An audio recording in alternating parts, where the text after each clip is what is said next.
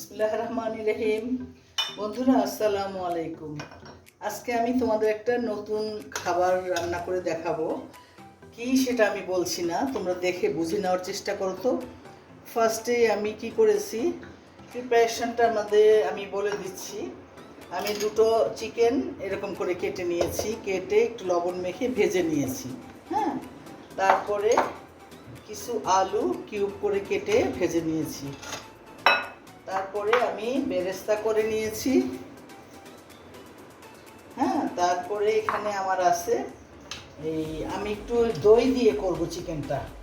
এই দই, টক দইয়ের মধ্যে আমি দিব কিশমিশ আর দেব বাদাম। এই বাদাম আর কিশমিশটা দিয়ে টক দইটা ব্লেন্ড করে নিব, ঠিক আছে? এটা পরে লাগবে। আমি আগে চিকেনটা রেডি করে তোমাদের দেখাচ্ছি। ফার্স্টেই আমি দিয়ে দিব, কড়াইতে তেল দিয়েছি, এখন দিলাম তেজপাতা, দুটো তেজপাতা দিয়ে দিলাম, এলাচ দারচিনি দিয়ে দিলাম। তোমরা দেখে চিন্তা করো আমি কী করছি। একটা দারুণ খাবার, এই একটা খাবারেই সুন্দর পরিবেশন করতে পারবো আমি। এর মধ্যে আমি দেবো এখন আদা রসুন পেস্ট,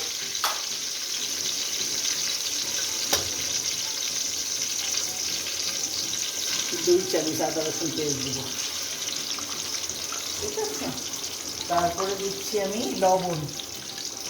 লবণ দিয়ে দিচ্ছি, একটু হলুদ, 1 চামচ হলুদ, 1 চামচ ধনিয়া গুঁড়া। এই ডিশটা আমাকে এই মেলার থেকে আমার বৌমা এবার কিনে দিয়েছে। দেখো কি চমৎকার, তাই না? আমার রান্নায় অনেক সাহায্য হচ্ছে, আলহামদুলিল্লাহ। দিয়ে দিলাম 1 চামচ জিরা গুঁড়া। এখন আমি মশলাটা সুন্দর করে কষিয়ে মাংসটা আগে চাপিয়ে দিব। মশলা কষানো হয়ে গেছে, এখন আমি ভাজা চিকেনটা দিয়ে দিচ্ছি। আমি পেঁয়াজ দিলাম না, তোমরা খেয়াল করেছো। আমি বেরেস্তা দিব, বেরেস্তা দিয়ে এটা রান্না করব, সেই জন্য এখন পেঁয়াজ দিলাম না। হ্যাঁ, মাংসটা একটু কষানো হোক। এই যে ভাজা মাংস যেহেতু মোটামুটি কষানো হয়ে গেছে, এখন আমি দিব ভাজা আলুটা। হ্যাঁ, আলু ভাজাটা দিয়ে দিচ্ছি। তারপরে দেব বেরেস্তা, অর্ধেক বেরেস্তা এখন দিয়ে দিব আমি, বাকিটা রান্নার শেষে দেব। বেরেস্তার ঘেরানোটা অনেক সুন্দর আসে, সেই জন্য আমি এটা বেরেস্তা দিয়ে রান্না করছি। তারপরে দিয়ে দিব আমি দই। এই যে এই দইয়ের মধ্যে আছে কি, বাদাম আছে, কিশমিশ আছে, এটা দিয়ে দিলাম। এখন আমি ঢেকে রাখবো মাংসটা সিদ্ধ হওয়া পর্যন্ত। আমার মাংসটা হয়ে গেছে, আলুটাও সিদ্ধ হয়ে গেছে। এখন আমি ফিনিশিং টাচে যাচ্ছি। কতগুলো কাঁচামরিচ চিড়ে দিয়েছি, আর সামান্য একটু চিনি দিলাম, কারণ যেহেতু আমি এটা রান্না করেছি দিয়ে টক দই দিয়ে, সামান্য একটু চিনি দিয়ে দিয়েছি। এই মাংসটা শুকাতে আমি কি করব জানো, আমি রাইস কুকারে আমি একটু রাইস রান্না করব। দেখো আমি পোলাওর চাল নিয়েছি এখানে 10 পট। হ্যাঁ, আর 1 পট মুগ ডাল ভেজে ধুয়ে নিয়েছি, আর 1 পট মিক্সড ডাল নিয়েছি। এইটা দিয়ে আমি এখন রাইস কুকারে রান্না করব রাইস, তারপরে চিকেনটা মিলিয়ে দেব। হ্যাঁ, এখন আমি রাইসে দিচ্ছি 1 চামচ আদা রসুন পেস্ট, আর দিব জাস্ট 1/2 চামচ হলুদ, 1/2 চামচ ধনিয়া, 1/2 চামচ জিরা গুঁড়া, আর দেব লবণ দেব ধরো 4 চামচ, এখানে লবণ দিয়ে দিলাম। তারপরে আমি দেব গরম মশলা, 1 চামচ গরম মশলা দিয়ে দিলাম, আর দিলাম 2 চামচ তেল।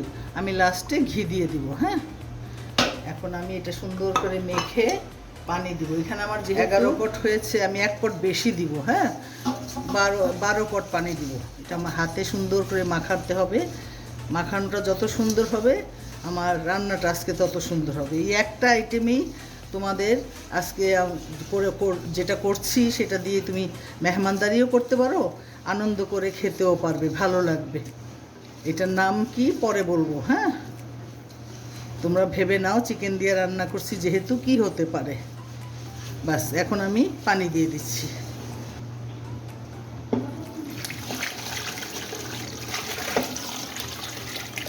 বাস হয়ে গেল।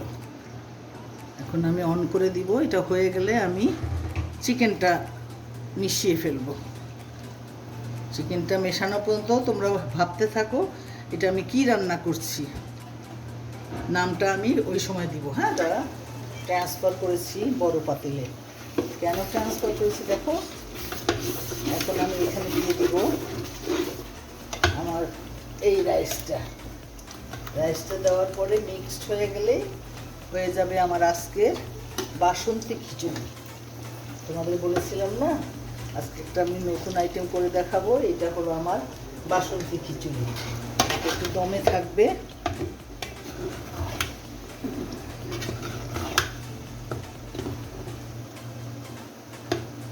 বাস তারপর তোমাদের আমি দেখাচ্ছি পরিবেশন করে খিচুড়ি। উপর একটু বেরেস্তা দিয়ে দিচ্ছি। এখন খেয়ে দেখো, অপূর্ব সুঘ্রাণ বেরিয়েছে। একের মধ্যে 2 in 1 হয়ে গেল। তুমি এইটা দাও, আর প্রয়োজন বোধে তুমি কাবাব দিতে পারো। এর সাথে যদি মনে করো যে তুমি কাবাব দিতে চাও, তুমি কাবাব দিতে পারো। এই দেখো, এই কাবাব, এই কাবাবের রেসিপি।